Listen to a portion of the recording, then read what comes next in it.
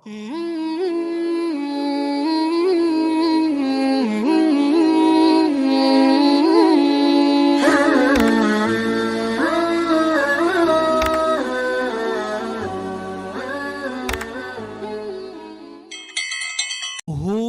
ghairihi talabuka, engkau meminta. Yang keempat, engkau meminta kepada selainnya, pertanda engkau memang jauh darinya. Ya, maka datang kepada, mohon maaf ya, pakai media-media. Saya tidak mengharamkan raja wafak wifik, karena ada ilmunya, ada sanadnya. Karena Ibnu Taimiyah pun membolehkan raja. Gak percaya, buka kitabnya sendiri. Ibnu Qayyim menyebutkan risalah dalam kitab At-Tibbun Nabawi tentang raja. Di piring ditulis, disiram, minum. Ada Pak. Gimana, syirik gak tuh? Kalau ada yang mengatakan dia bermanhaj salaf lalu mengatakan itu syirik, dia telah mensyirikkan Syekhul Islam Ibnu Taimiyah. Ya, mensyirikkan Syekhul Islam Ibnu Qayyim Al-Jauziyah. Berani. Kalau Ar-Razi ente berani syirikan, tapi Ibnu Taimiyah berani gak ente syirikan? Ya. Kalau Ar-Razi silakan dibid'ahkan, tapi berani ke membid'ahkan Ibnu Qayyim Al-Jauziyah? Gak berani mereka. Ya, beraninya sama kita doang. Ya. Akhirnya kita ini cuma memuja, memuji, menghormati orang yang sudah wafat, yang sudah mati, yang hidup kita gak hargai. Ya. Nunggu dulu dia mati, baru ente kemudian nangis. Nunggu dulu sang wali, sang ulama, sang kiai mati, baru nangis-nangis. Dulu saya gak ngaji kepada dia. Mau sampai kapan ngomong begitu terus ya? Wali setiap saat akan ada yang wafat. Ini sudah banyak wali yang wafat Pak. Maka ulama-ulama muda harus bersiap-siap mempelajari ilmu ma'rifatullah. Supaya dia bisa mewarisi tugas-tugas kerohaniannya. Ya, harus. Kalau gak ada wali-wali itu negeri ini gak dijaga oleh Allah Subhanahu wa ta'ala ya. Kita ya minimal jadi wali murid lah ya.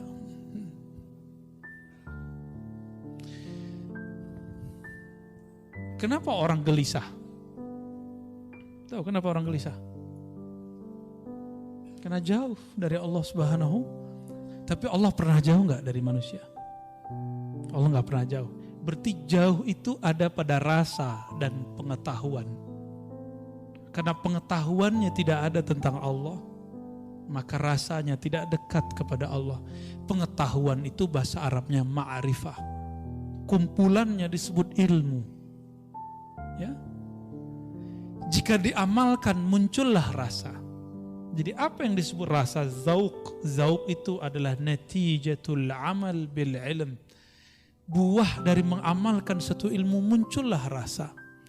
Sudah tahu solawat itu wajib. Bahkan sebelum ada hukum solawat sudah wajib. Ya kan kita dipotong juga tuh sama orang. Suek juga tuh orang ya. Apa jadi potong? Kita mengatakan bahwa solawat itu lebih wajib daripada solat. Maksudnya sebelum ada solat diwajibkan kepada manusia, Allah sudah bersolawat. Allah itu qadim. Itu makna dan disebutkan di kitab ini juga ya. Allah itu qadim. Dan Allah dengan kekodimannya. Qadim itu maha terdahulu, maha awal, bahkan tidak berawal. Belum ada langit, belum ada bumi, belum ada aras, belum ada surga, belum ada neraka, belum ada. Salat ente belum ada. Ya, belum ada, zakat kita belum ada. Allah sudah bersalawat. Innallaha malaikatahu yusalluna 'alan nabi. Sesungguhnya Allah telah bersalawat ya. Dan senantiasa bersalawat kepada Nabi Muhammad SAW. Kenapa tidak Ar-Rasul? Kalau Ar-Rasul itu Muhammad bin Abdullah. Tapi An-Nabi itu Ahmad Ruhullah. Itulah yang dikhabarkan Sayyidina Isa. Karena Muhammad bin Abdullah belum lahir. Tapi Sayyidina Isa Ruhullah Saghir, Ruhullah Minor. Dia mengenal Ruhullah Kabir. Apa kata dia? Nanti di akhir zaman Ruhullah yang Kabir itu, yang agung, wa innaka la'ala khuluqin azim, yang azim itu akan lahir, akan muncul. Ismuhu Ahmad. Namanya Ahmad. Tapi Abdul Muttalib ngasih nama cucunya Muhammad. Apakah salah? Tidak. Ternyata setiap orang itu mempunyai rahasia-rahasia mengenai masalah nama. Cuma karena ilmu ini sudah ditutup sementara, rasain saja. Ya sudahlah dulu ya. Jadi tolong jangan minta-minta nama sama saya ya. Karena sudah ditutup Pak. Ya.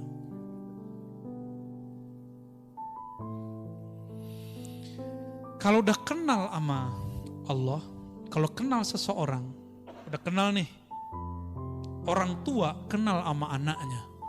Anaknya gak perlu minta, orang tua kirim gak? Keperluan-keperluan anaknya, belum? Ya. Anak-anak gak perlu ngasih tahu SPP Pak, langsung bayar. Jajan harian Pak, gak perlu ngomong, langsung dikirim. Itu baru kenal kepada ayah, kenal kepada anak. Kira-kira menurut antum lebih dekat Allah kepada hamba atau orang tua kepada anaknya? Maka orang-orang yang mengenal Allah, dia malu berdoa dengan cara yang 4 tadi. Dia pun kalau berdoa, doanya doa manja.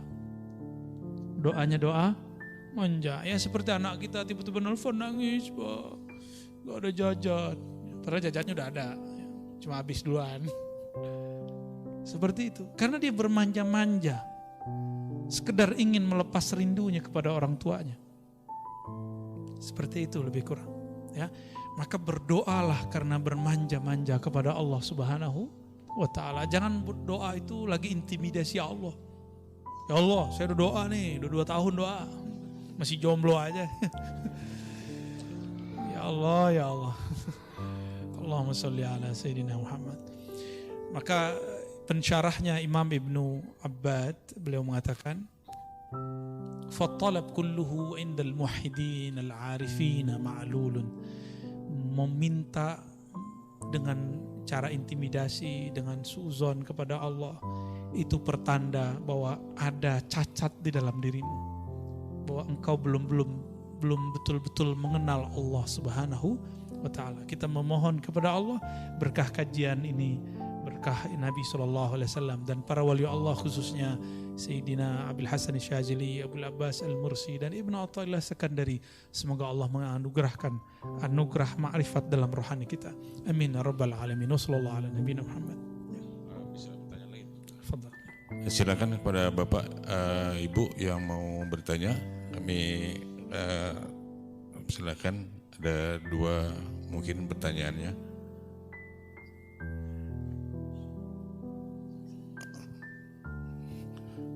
Dari sebelah kanan dulu Pak ya, di depan.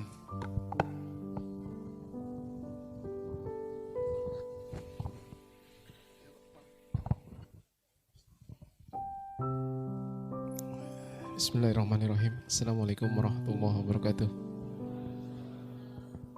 Jauh dari Ciledug. Kenapa Pak? Oh ya Buya, ketemu lagi kita Buya di kajian talim. Mau bertanya mengenai ini Buya, apa? Allah itu Maha Rahman, Maha Rahim. Tapi saya dari Afan kebayaran apa Pak? Allah itu Maha Rahman, Maha Rahim. Kemudian di titik mana Allah itu murka pada seorang hamba? Itu aja. Saya minta penjelasan dari Buya Ar-Razi Azim. Assalamualaikum warahmatullahi wabarakatuh. Ini pengen cepat ketemu Allah nih kayaknya. Ya, baik. Kapan sih Allah itu murka kepada hamba? Padahal Allah itu menyebut dirinya Rahman dan Rahim. Allah itu murka cuma satu aja Pak. Al-kibriya uridai. Kesombongan, merasa besar, merasa berilmu, merasa mulia. Itu adalah ridai, itu adalah perhiasanku, rida. Ini rida. Ulama dulu pakai ini itu seakan-akan wajib. Seakan, bukan wajib. Secara uruf, kalau nggak pakai ini kayak taklim nggak pakai kopiah gitu. Ustadz kalau taklim nggak kopiah gimana? Saya sebenarnya kan malas pakai kopiah, garuk kepala, ada kotombenya hidup. Kan? Tapi karena menghormatin bapak ibu ini saya pakai kopiah. Senangnya sebenarnya nggak pakai kopiah, nyamannya. Tapi ulama kita dulu kalau talim pakai ini. Hatta Sayyidina Ali, dia tanggalkan ridanya dan dia mengatakan, Nabi wafat, saya tidak akan menggunakan rida sampai selesai mengumpulkan Quran, kecuali hari Jumat, sholat Jumat. Jadi sholat Jumat beliau pakai ini. Karena dulu waktu salah satu guru saya setiap Jumatan selalu pakai ini. Tapi di akhir hayatnya karena Ciputat mulai gerah, beliau udah jarang pakai ini. Kita malu juga pakai itu. Tapi aslinya pakai ini. Akhirnya kita setiap kali sholat pakai terus. Tapi jangan taruh di tempat sejadah, Pak. Bukan begitu. Ini pakaian badan, pakaian di sini. Maka saya menyarankan kalau kajian hikam silakan ya dibeli, ya, dipakai di sini. Ya siapa tahu nanti jadi kayak anak panti kan. Semua yang ngaji pakai ini. Bukan Pak, ini serius. Ini sunnah, ya, sunnah adab. Ya. Kapan Allah murka? Ketika perhiasan-perhiasannya kita ambil. Apakah perhiasannya Allah? Itulah 7 sifat ma'ani. Kudrat, iradat, ilmun, hayat, sama, basar, kalam. Kudrah, kekuasaan, kemampuan. Hati-hati orang-orang yang sekarang mempunyai kemampuan. Baik dia umara ataupun ulama. Jangan pernah merasa ente sendiri yang buat begitu. Tapi Allah lah yang mau nitipkan itu semua. Pimpinan pesantren, hati-hati. Pimpinan toriko, pimpinan majelis. Kudrat iradat yang Allah berikan itu. Termasuk kepada wali. Wali doa, tembus. Berarti dia fana dalam kudrat iradat Allah. Karena orang yang asik dengan 2 nama ini, doanya akan makbul. Ini rahasia para ulama kenapa doanya makbul. Karena dia mengerti kudrat dan iradat. Ya. Ini saya dapat kisah dari murid-murid Abah Gurus Kumpul. Abah Gurus Kumpul itu hobi nembak, Pak. Hobi nembak, sampingnya tentara. Mau nembak burung. Tentaranya suruh nembak, gak kena-kena. Gak mati dong. Nah, beliau nembak, kena, mati. Ditanya sama si tentara ini, rahasianya apa Abah Guru? Jawaban beliau, ente lihat dulu dia kapan dia lupa mengingat Allah. Kan bingung itu tuh. Kapan sih burung lupa mengingat Allah? Itu masyhur di kalangan murid-murid beliau tentang itu. Nah itu kasyafnya beliau tuh. Tahu dia kapan si burung lupa ingat Allah. Karena memang rumusnya binatang itu dia tidak dicabut nyawanya kecuali dia lupa mengingat Allah Subhanahu wa taala. Jadi kena nggak kena sebenarnya nunggu aja tuh udah lupa atau belum. Kira-kira seperti itu. Kudrat iradat saya, ilmu yang saya dapat, itu kan ilmunya Allah semua. Bapak nih sukses, ilmu apa aja loh Pak ya, bukan ilmu agama aja.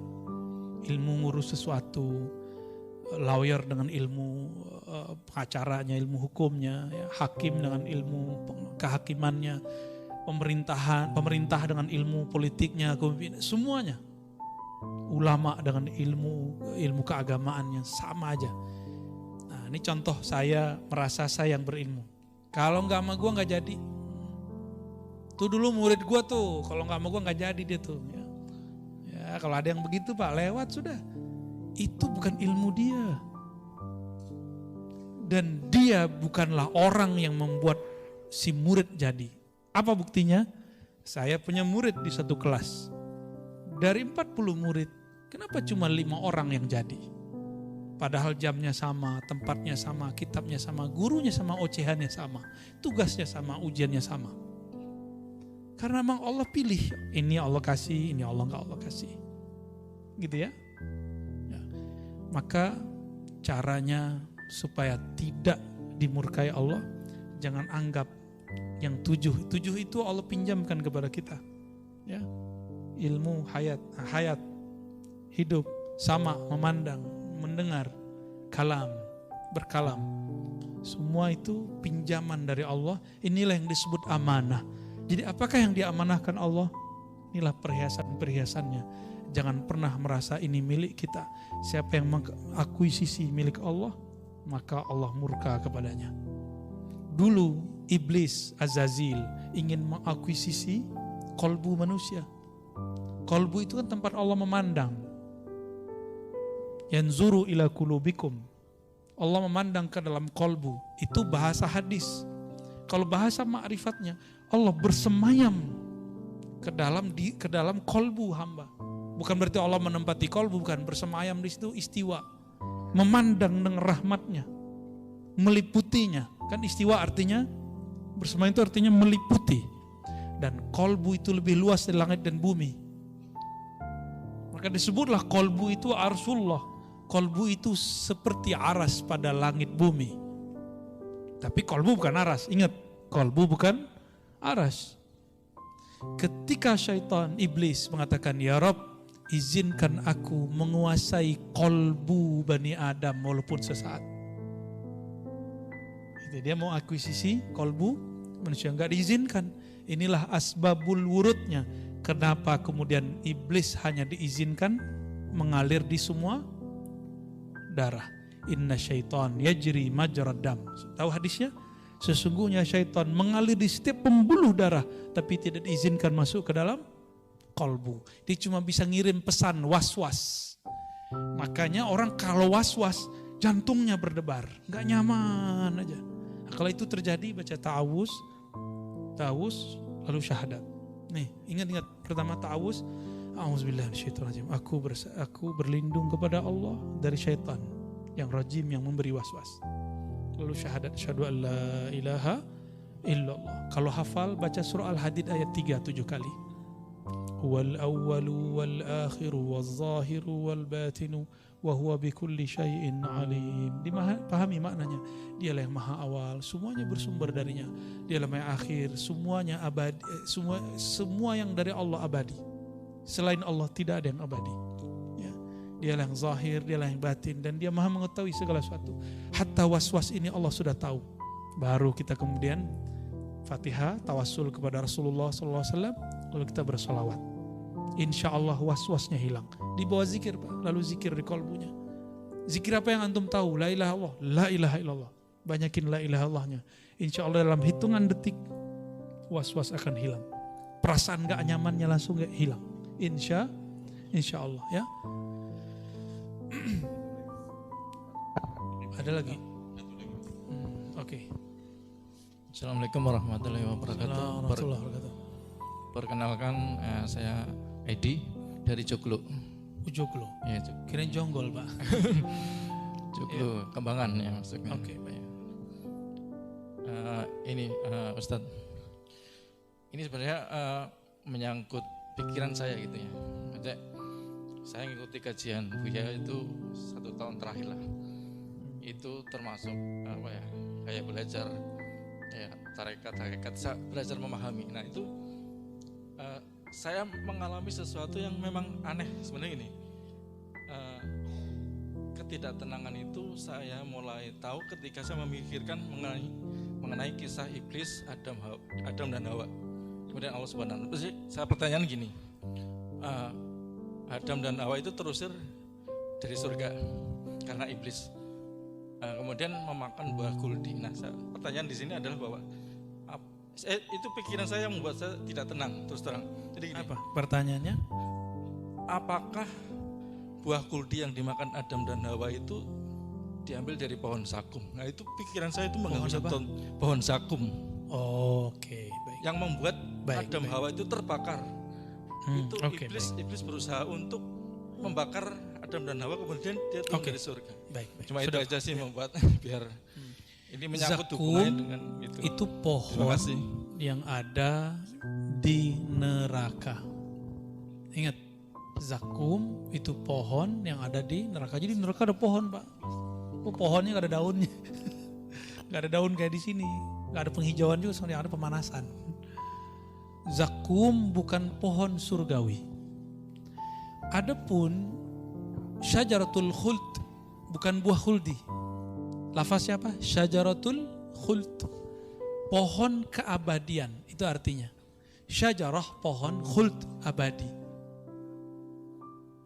Yang iblis bisikkan, hei Adam, hei Hawa, jika engkau mengkonsumsi buah ini dari pohon itu, engkau akan menjadi golongan yang tinggi atau malaikat atau menjadi makhluk yang unik lah. Adam tergoda nggak? Nggak tergoda Pak. Nanti antum cari di Quran yang membuat Nabi Adam mau makan buah khuldi bukan karena godaan Sayyidatuna Hawa, bukan. Ini bukan bela ibu-ibu ya, bukan karena ibu-ibu. Wallahi, lafaz wallahi itulah yang membuat Nabi Adam mau ngalah. Karena Nabi Adam mengerti rahasia nama dan besarnya kualitas sebuah nama. Ya. Ketika iblis mengatakan bi'izzat, ya Pak, billah atau wallah atau bi'izzatillah, kalau di riwayat-riwayat, kalau di Quran langsung disebutkan demi Allah, demi keizzahan Allah, ya.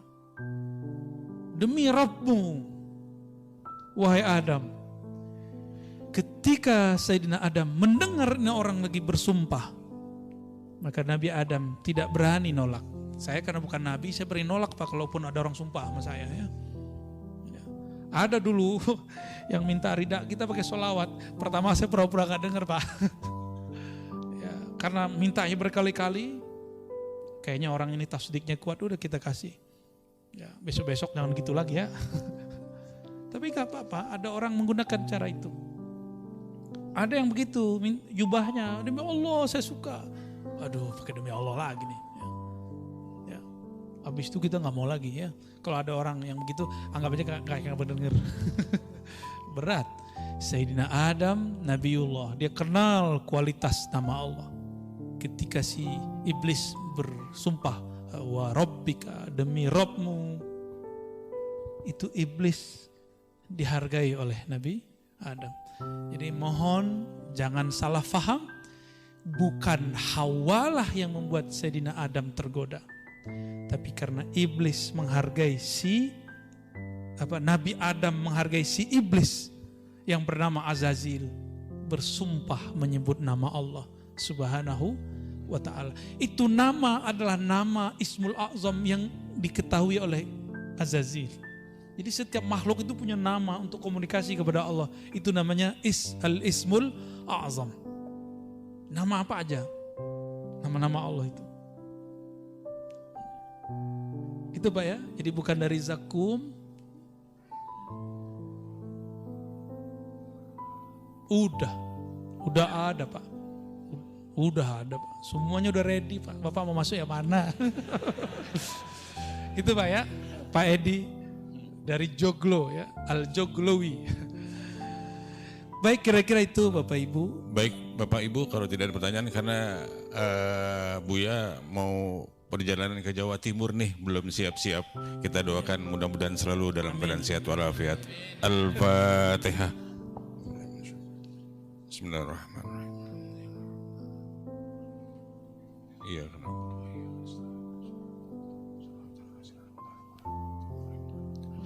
Baik Bapak Ibu yang melakukan Allah, terima kasih. Insya Allah kalau tidak ada halangan bulan depan kita ketemu lagi ya. Insya Allah. Dan mohon doa selalu, mohon kirimin Fatihah selalu untuk guru-guru kita, untuk teman-teman kita. Semoga mereka terjaga selalu, sahabat-sahabat kita terjaga dari was-was, penyakit-penyakit kalbu, dan juga kita semua. Wassallallahu ala nabiyina Muhammad. Kafara majlis, subhanakallahumma wa bihamdika asyhadu an la ilaha illa anta astaghfiruka wa atubu ilaik. Assalamualaikum warahmatullahi wabarakatuh.